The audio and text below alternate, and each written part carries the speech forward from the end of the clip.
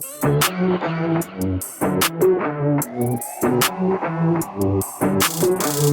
you have been so faithful. Jesus, you have been so true. I will be forever thankful, 'cause I never had a friend like you. Help me to be who you've been to me, to everyone I see. Let us love one another with that love like no other yet. That's the way you love us, God. Never turn away, you are with us every day, yeah. That's the way you love us, God. Your love is always been beginning to end. There's never been a better friend. So let us love one another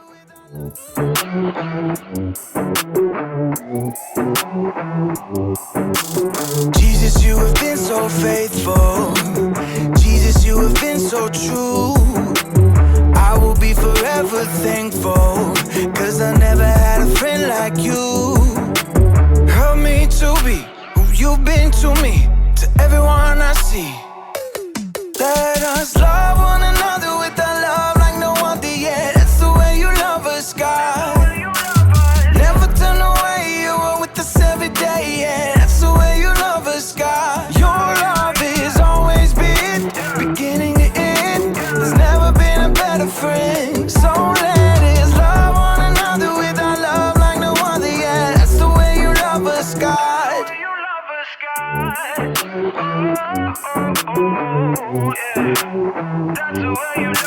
You with me in the darkest valley.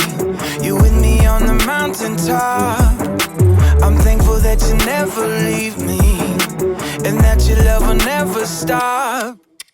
Help me to be who you've been to me, to everyone I see. Let us love one another with that love like no other yet. That's the way you love us, God. Never turn away, you are with us every day, yeah. That's the way you love us, God. Your love is always been beginning to end. There's never been a better friend. So let us love one another with our love like no other, yeah. That's the way you love us, God. I wanna thank you for being a friend who's always by my side.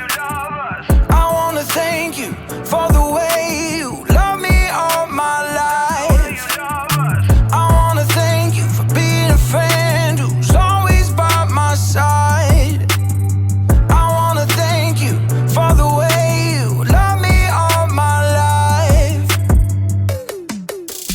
Love one another with that love like no other, yeah. That's the way you love us, God. Never turn away, you are with us every day, yeah. That's the way you love us, God. Your love is always been beginning to end. There's never been a better friend. So let us love one another with our love like no other, yeah. That's the way you love us, God.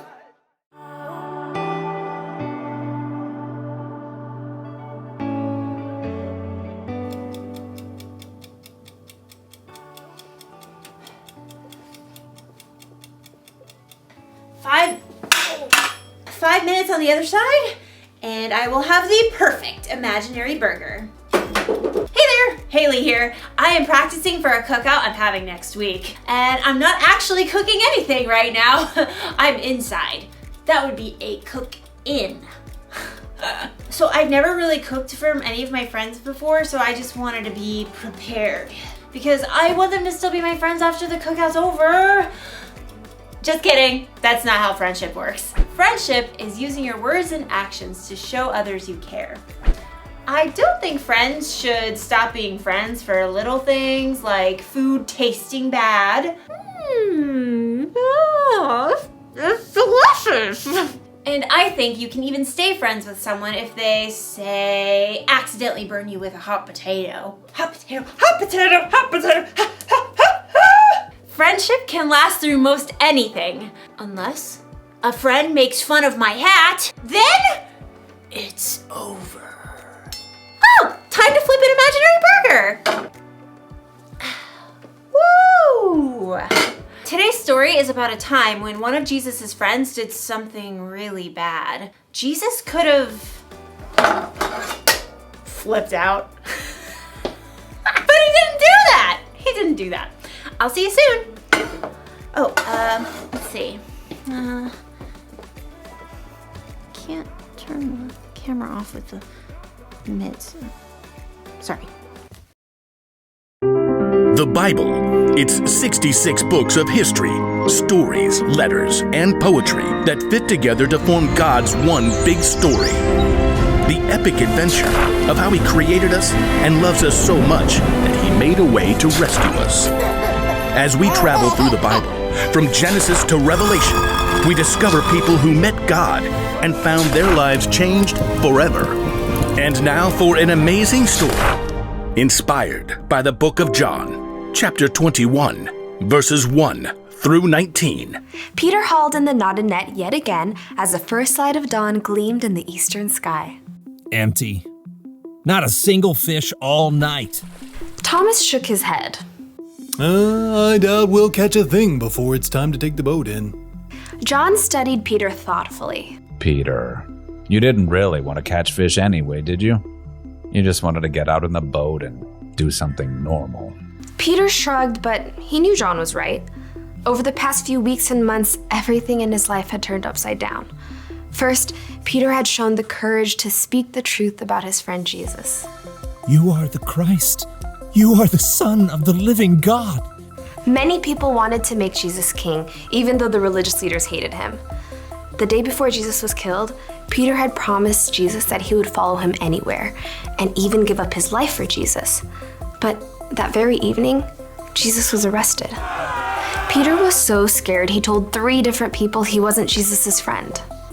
I don't know that man. Peter felt sick about what he'd done, especially when Jesus was nailed to the cross and died. But then he returned to life. He appeared to his friends. It was amazing, incredible. Everyone was excited beyond belief. Except Peter must have wondered. Is Jesus mad at me?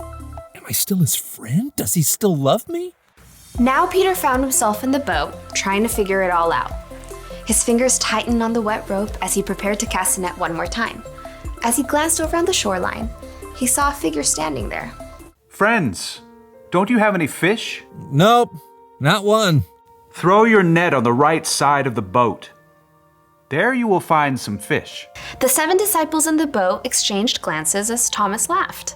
I seriously doubt it. You guys have anything better to do? Let's give it a try. Together, the men heaved the heavy wet net back into the sea on the other side. Hey, I think we've got something. Bring it on in. There's 1 fish. 2 fish, A red fish. Ugh. a blue fish, and another one, and another 10. Whoa! Need some help here. The net was so full of fish, they couldn't haul it into the boat. They began towing it to shore. John gaped at the man still standing on the beach. It's the Lord.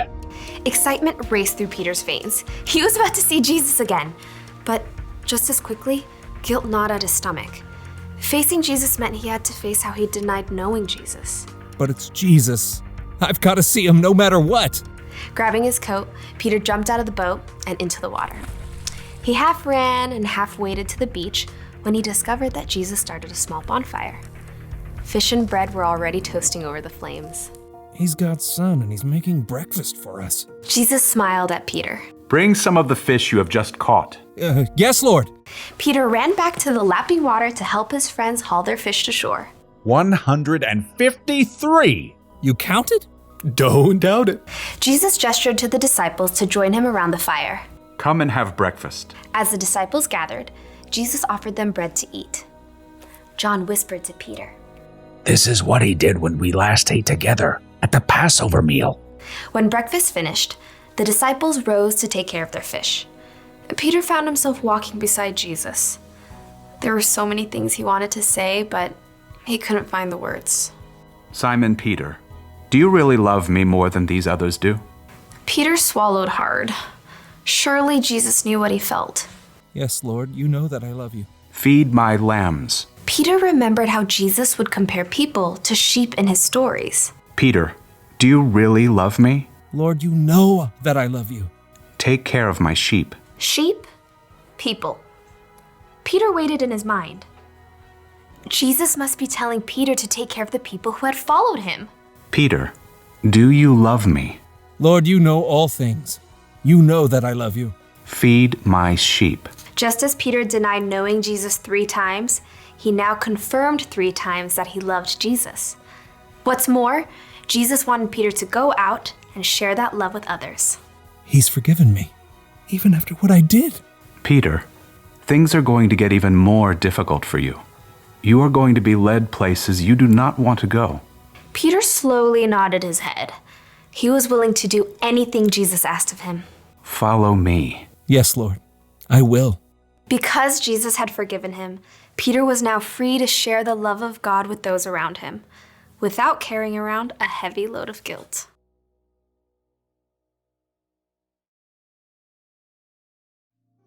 Okay, so picture this. You have a best friend. You do everything together. You eat together. You play games together. You tell each other everything. And then, when your life gets really hard and you need your friend there the most, your friend pretends she doesn't even know you. That's not cool, friend. Wouldn't that make you so mad?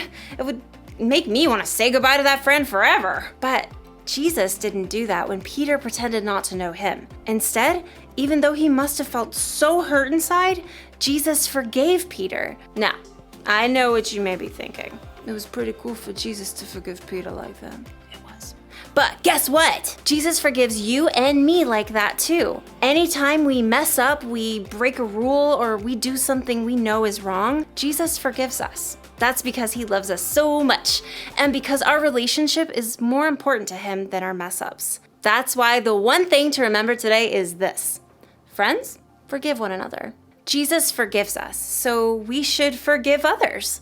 Our friendships should be more important than our mess ups. I'm not saying it's easy to forgive. It's not.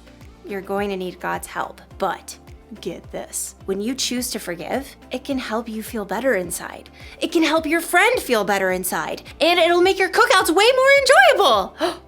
Speaking of, this imaginary corn is almost done roasting. Oh, look at that. Oh, what? Oh, this is gonna taste so good when they're real. Goodbye, everybody. Oh, again with